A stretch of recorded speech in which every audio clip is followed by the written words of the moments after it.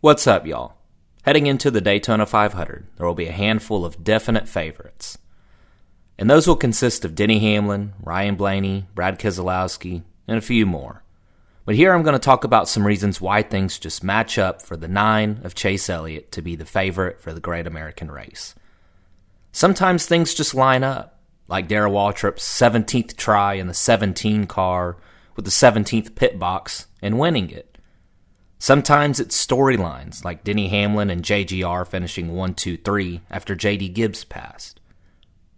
But sometimes the stars just align.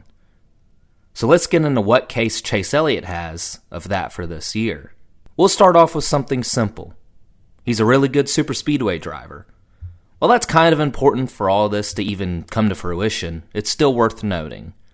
Chase Elliott is a contender or a favorite heading into Daytona no matter what stars or storylines line up. He's won 3 superspeedway races and is in contention plenty more. And he's won 2 Daytona duels as well. Wow, that was a big move right there. That was important. That's half the inside like we saw Denny Hamlin do last year in the Daytona 500.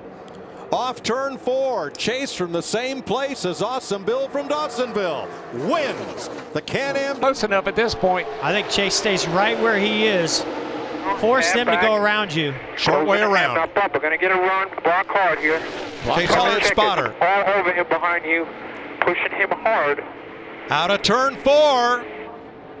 Elliott rules at Daytona. Chase Elliott covers the bottom and beats Kevin Hart.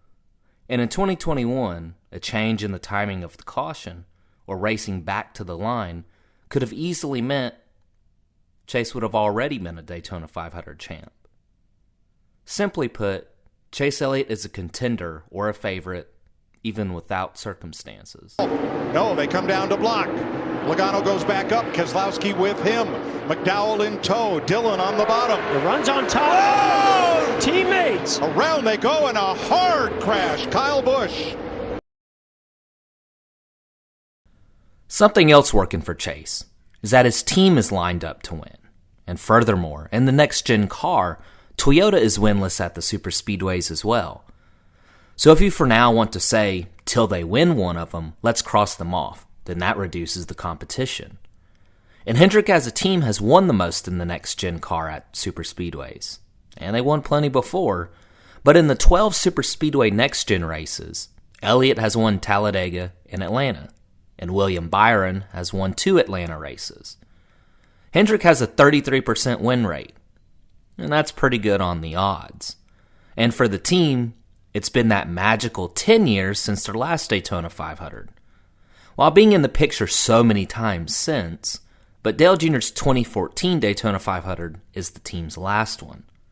And since their first Daytona 500 win in 1986, the team has won 2 Daytona 500s every single decade, for 8 Daytona 500 wins.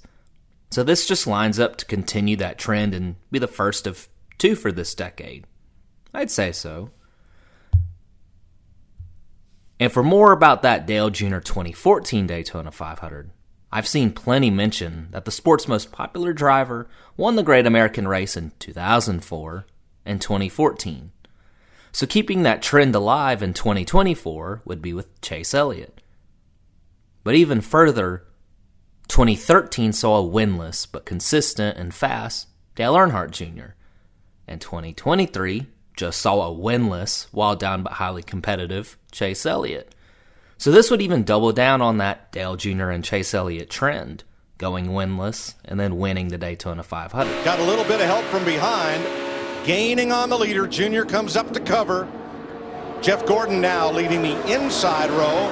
Unless Keselowski or Busch or Denny Hamlin in the 11 drops down, it's to third place. White flag with Stenhouse up in position to challenge in that blue Ford. You know what, Larry? I believe that tape's going to stay on there, and that baby's going to come home a winner. Denny Hamlin has not lost a race this week.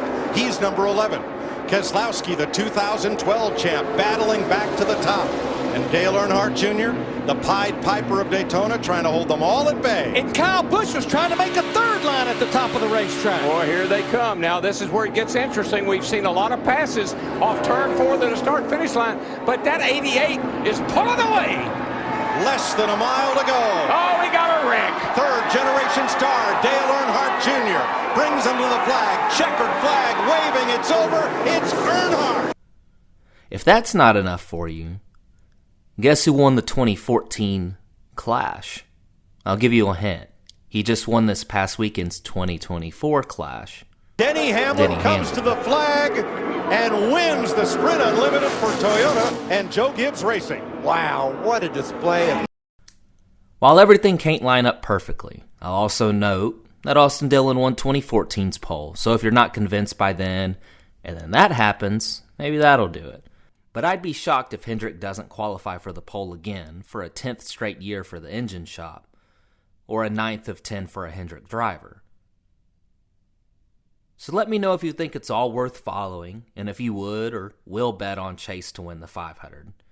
I'll have him in my DraftKings lineups for sure, and if you're watching this video after the 2024 Great American Race is concluded, let me know if it was wildly misled or maybe if it was a perfect storyline that came to fruition.